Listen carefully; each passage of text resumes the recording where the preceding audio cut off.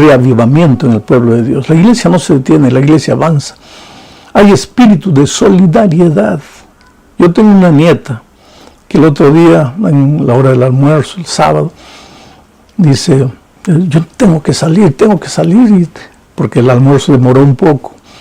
Dice, tengo que visitar personas, tengo que llevar alimentos para las personas. Interesante.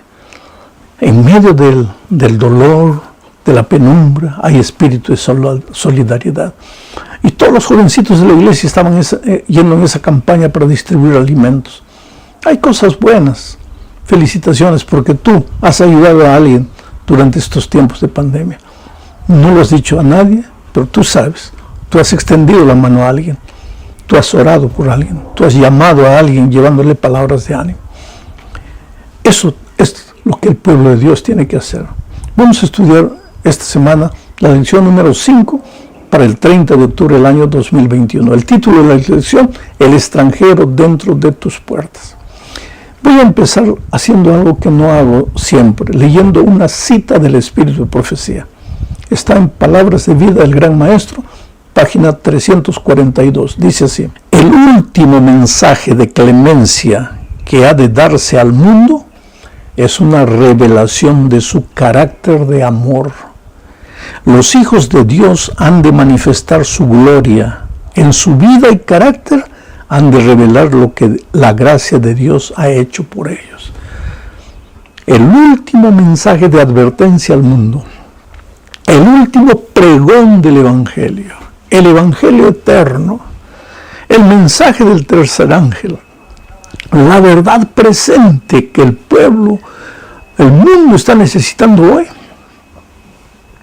No es un mensaje de palabra, no es un mensaje de teoría, no es ni siquiera un mensaje doctrinal, aunque necesitamos enseñar la doctrina, porque la doctrina son los caminos por donde Dios quiere que andemos. Pero el último mensaje de clemencia al mundo es una revelación del carácter de Dios. El carácter de Dios tiene que verse en la vida de cada hijo. Quiere decir, la religión no puede ser algo exterior. La religión tiene que ser algo interior, que se traduce para lo exterior. Pero cuando estamos preocupados solo en mostrar una cara bonita, un rostro bonito al mundo, y nos olvidamos de vivir el Evangelio dentro de nosotros, de tener el carácter de Dios en nuestro corazón, ahí estamos mal. Me impresiona la última parte, dice que el pueblo de Dios en su vida y carácter han de revelar lo que la gracia de Dios ha hecho en tu vida. ¿Qué es lo que la gracia de Dios ha hecho en tu vida? ¿Ha cambiado tu carácter? ¿Eras un hombre violento, ahora eres un hombre amoroso? ¿O simplemente has aprendido a guardar el sábado y nada más? ¿Ah? ¿Qué es lo que la obra de Dios ha hecho en tu corazón, en tu vida? ¿Ah? El otro día alguien me decía, yo no sé por qué mi esposa, mis hijos no se convierten si ya les he enseñado toda la verdad bíblica. Y un día circunstancialmente hablando con uno de los hijos, dice, pero es que mi papá es un gruñón, es un hombre terrible, un hombre que agrede a mi mamá, que agrede a los hijos. Entonces, ¿quién va a creer en ese tipo de evangelio? Esto es el asunto de la lección de esta semana, que el evangelio de la verdad presente, que tiene el amor de Dios como centro, que se revela en el carácter de los hijos de Dios. Ese mensaje también estaba en el libro de Deuteronomio. Por eso leo lo que dice Deuteronomio capítulo 10, versículo 16. Circuncidad pues el prepucio de vuestro corazón y no endurezcáis más vuestra cerviz. Circuncidáis vuestro corazón. Tú sabes que la circuncisión era una evidencia del pacto que Dios había hecho con el ser humano. ¿En qué consistía el pacto? Tú no eres nada, no puedes nada, tú lo has perdido todo por tu propia voluntad. Pero yo te salvo, yo lo hago todo por ti, sin que tú pagues nada, sin que tú hagas nada. Y el tercer ítem, ahora anda en mis caminos, sigue mis consejos, obedece mis instrucciones. Y la circuncisión era una especie de señal de ese pacto. Muchos preguntan qué es la circuncisión. Era una marca que se colocaba en el órgano sexual masculino. Era lo que hoy sería el bautismo, un pacto de amor con Dios, de fidelidad con Dios. Se circuncidaba al varón israelita como evidencia de que él pertenecía a Dios. Y tú me vas a preguntar, ¿y por qué las mujeres no eran circuncidadas? Porque en la cultura de aquellos tiempos, que era la cultura patriarcal, el hombre representaba a la familia. Entonces, cuando el hombre era circuncidado, la familia era circuncidada. Más tarde, cuando ese hombre se casaba, su esposa, sus hijas ya estaban en el pacto, porque el patriarca lo había hecho. La cultura ha cambiado, hoy es diferente. Pero entonces, viene Moisés y les dice, circuncidad vuestro corazón. Quiere decir, no basta la circuncisión en el órgano masculino. Imagínate, a veces los hombres eran, cuando alguien se convertía ya adulto, venía al pueblo de Israel, era circuncidado. ¿Qué hacía el ser humano para ser circuncidado? Nada. ¿Qué hacía después de ser circuncidado? Nada. Dios lo hacía todo. Dios lo cuidaba, Dios lo protegía, Dios lo redimía. En ese sentido era una señal del pacto. Pero lo que Dios está queriendo decir aquí es, no limites eso al aspecto exterior. Circuncida el prepucio de tu corazón. Es decir, los israelitas estaban muy preocupados en guardar la ley, la norma, la liturgia. Pero ¿y el corazón? No eran diferentes de nosotros. Muy preocupados con las exterioridades y no se preocupaban con el corazón. Y entonces el mensaje del tercer ángel, la verdad presente, que ya estaba en Deuteronomio, decía, yo quiero que salgas de las cosas exteriores y te preocupes por las cosas interiores, para que las exteriores sean un resultado natural de las cosas interiores. Vamos a la segunda parte. Amaréis al extranjero. Ahora, si tu corazón ha cambiado, si tu vida es una revelación del carácter de Dios, entonces tienes que amar al extranjero.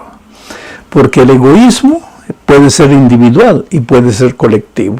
Es decir, yo me amo a mí y amo a mi familia. Pero yo, como peruano, amo al Perú y amo a los peruanos.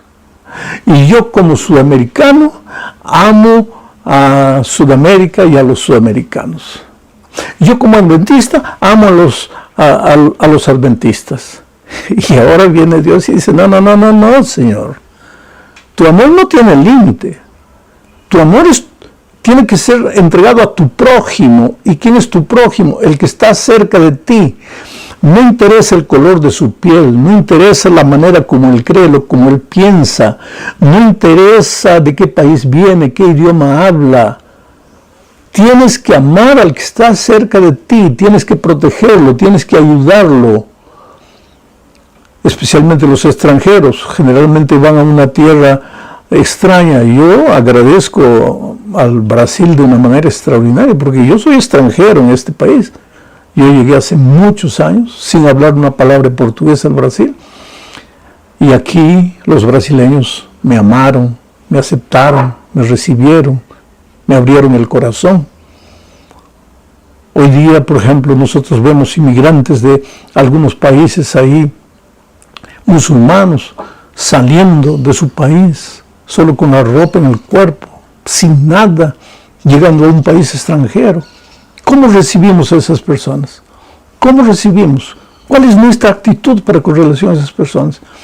Quiere decir que si el Evangelio en ti no es solamente teoría, no es solamente doctrina, si Cristo se revela en tu carácter, entonces pues tienes que extender la mano al necesitado, al carente, al prójimo, al extranjero, sin importarte con nada, simplemente porque la persona está a tu lado y necesita de ti. Esto es interesantísimo, querido. En Deuteronomio capítulo 10, versículos 17 al 19, dice lo siguiente. Porque Jehová vuestro Dios es Dios de dioses y Señor de señores. Dios grande, poderoso y temible, que no hace acepción de personas ni toma cohecho, que hace justicia al huérfano, a la viuda, que ama también al extranjero, dándole pan y vestido. Amaréis pues al extranjero. porque fuisteis extranjeros también en la tierra de Egipto. Que Dios maravilloso no hace acepción de personas. Aquí viene una pregunta interesante que mucha gente hace. ¿Quiere decir que Dios bendice al que no cree en Él, al desobediente, al rebelde, al miserable, al pagano? ¿Dios también lo bendice? Oh, querido, la bendición de Dios cuando cae del cielo llueve para todos, para todos. Pero para que te caiga las gotitas de la bendición de Dios, tienes que estar en el territorio de la bendición. El centro del territorio de la bendición es Cristo. Cuando tú te separas del territorio de la bendición, entras en el territorio de la maldición. Y este no es un asunto apenas exterior.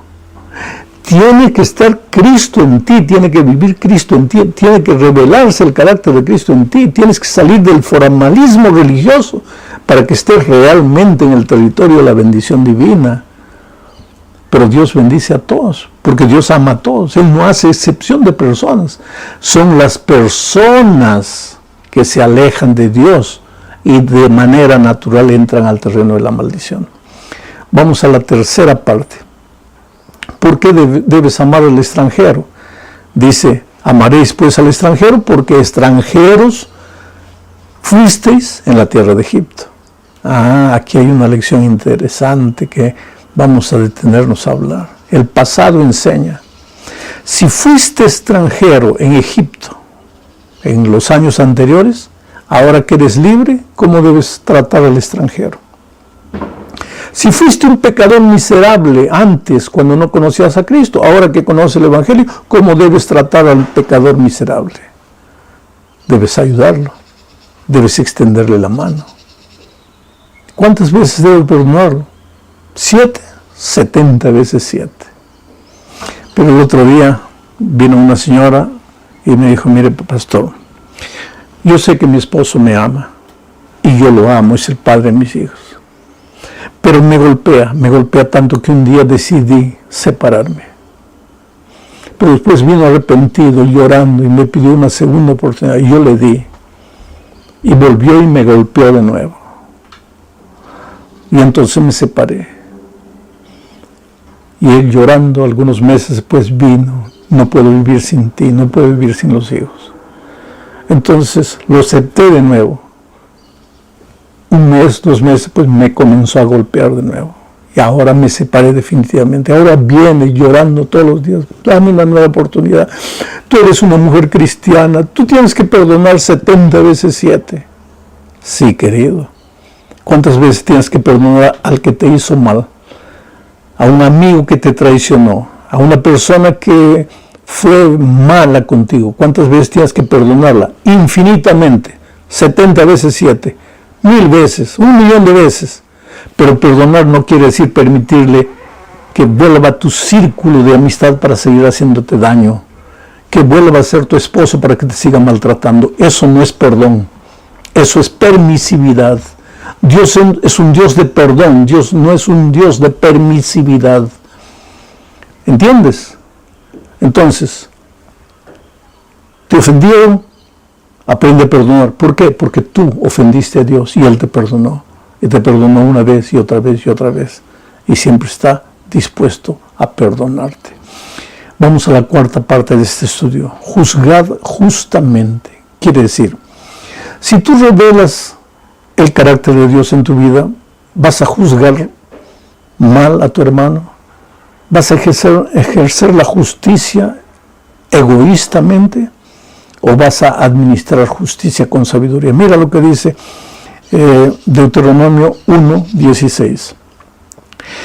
Y tomé a los principales de vuestras tribus, varones sabios, quien está hablando en Moisés, es Moisés, al pueblo de Israel, y le dice, y tomé a los principales de vuestras tribus, varones sabios y expertos, y los puse por jefes sobre vosotros, jefes de millares, de decenas, de 50 y de 10, y gobernadores de vuestras tribus. Y entonces mandé a vuestros jueces diciendo, oíd, entre vuestros hermanos y juzgad justamente entre el hombre y su hermano y al extranjero. No hagáis distinción de personas en el juicio, así al pequeño como al grande oiréis. No tendréis temor de ninguno, porque el juicio es de Dios, y la causa que os fuere difícil la traeréis a mí y yo la iré. Ya en los tiempos de Israel se administraba con injusticia, y hoy día se administra con injusticia. Pero en el pueblo de Dios, la justicia debe ser administrada con sabiduría. Sí, en nuestro carácter se revela el carácter de Jesucristo. Por eso leí la cita primera del Espíritu de Profecía, porque el último mensaje de clemencia al mundo, la verdad presente para el mundo, el fuerte pregón para el mundo, es una revelación del carácter de Dios al mundo. A veces personas cuyo carácter no ha sido transformado a la semejanza de Jesús son las primeras en querer denunciar el pecado de todas las iglesias. No, querida. La mejor manera de predicar no es con la palabra, es con la vida. Vidas transformadas. Gente humilde, gente mansa, gente que refleje el carácter de Jesucristo. Yo, como pastor, muchas veces tuve momentos difíciles en mi vida y también necesité de consejo. Había un pastor que ya falleció y cada vez que yo hablaba con él, me parecía que yo estaba hablando con Jesús. Qué manera dulce de hablar, mansa. Y un día le pregunté, pastor, ¿cuál es el secreto para ser como usted es? Él me dice, hijo, yo no sé. Dije, ¿cuánto tiempo usted pasa a solas con Dios? Y él me dijo, no sé, hijo, ahora que estoy jubilado, unas 5 o 6 horas, orando, estudiando la Biblia. Cuando trabajaba era menos, pero pasaba unas 2 o 3 horas por día con Dios. Ahora entiendo. En esa convivencia, el carácter de Jesús se reprodujo en la vida de ese hombre. Y tú sabes que yo hoy día puedo ver pastores, compañeros de trabajo, hermanos de la iglesia, que son hombres, mujeres de Dios.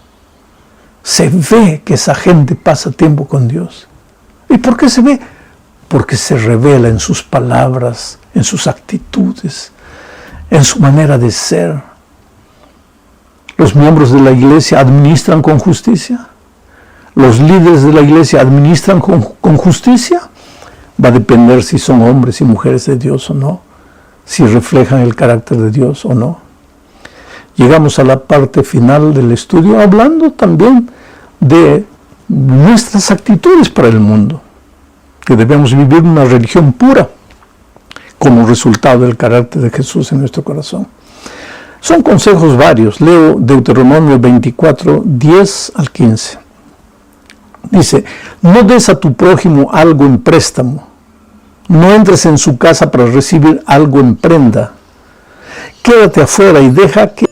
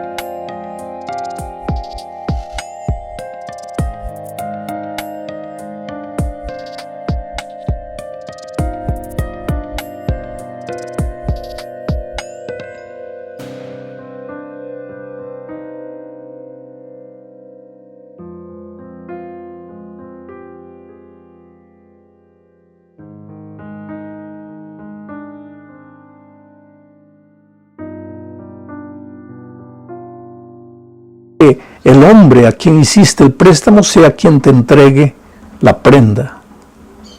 Si ese hombre es pobre, no retendrá su prenda durante la noche, sino que sin falta se la devolverás al ponerse el sol. Así él podrá dormir con su ropa y te bendecirá, y delante del Señor tu Dios se te contará como un acto de justicia. No oprimas al jornalero pobre y menesteroso, ya sea este uno de tus compatriotas o algún extranjero de los que habitan en tu tierra y dentro de tus ciudades. Le pagarás su jornal el mismo día, antes de que se ponga el sol, pues ese hombre es pobre y necesita su paga para vivir. De lo contrario, pedirá ayuda al Señor y esto será un pecado en tu contra. Aquí hay lecciones para sacudirnos, querido. El préstamo, la prenda, era costumbre de esos tiempos. Hoy también existe, pero en esos tiempos era frecuente. Una persona necesitada iba, pedía dinero y dejaba como prenda algo. ¿Y qué le dice Dios al pueblo? Si alguien te deja algo en prenda porque le has prestado dinero, cuando no te pague y tú vayas, no entres a la casa y le digas, me estás debiendo dinero, aquí está tu prenda, dame el dinero, haciéndole pasar vergüenza delante de la gente. No. Espera que él salga y cuando estás solo contigo, habla con esa persona. ¡Qué cortés es Dios! ¡Qué maravilloso! ¿Por qué te hago pasar vergüenza? ¿Por qué tengo que hacerte pasar vergüenza en público? Aunque tú seas el culpable, aunque tú me debas, ¿por qué te tengo que hacer pasar vergüenza en público? ¿Qué lección tú puedes sacar para tu vida aquí? Y otra cosa, no seas injusto con el que trabaja para ti. Dice, si tienes que pagarle hoy, porque trabajó hoy, págale. Porque él depende de eso para sobrevivir. A veces yo encuentro actitudes interesantes. Ya llegó el 30, ya tienes que pagar a tu empleado. Tienes el dinero, pero no pagas. Voy a pagar el lunes. ¿Pero por qué el lunes? No tienes el dinero. ¿Por qué? Sé justo.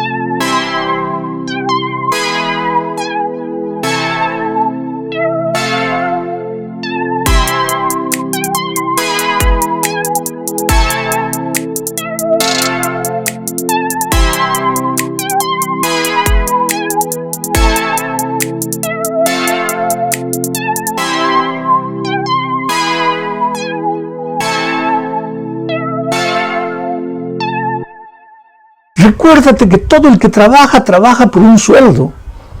Y necesita su sueldo. Y si tú tienes empleado, sé justo, paga en día, paga a tiempo, a no ser que no puedas. Entonces reúne a los trabajadores, explícales la situación. Pero no que tengas dinero guardado y seas injusto con el trabajador. Y si tienes que pasar, tu trabajador tiene que pasar hambre, pues que pase hambre tu familia también, todos juntos. Pero tú no puedes abusar del carente, del necesitado, del que te dio su vida durante una semana para trabajar para ti. Ahora, querido, esto no es que tú no puedes, tú puedes, no, esto se trata de carácter. Si Jesús vive en ti, pues tú vas a tratar a las personas como Jesús.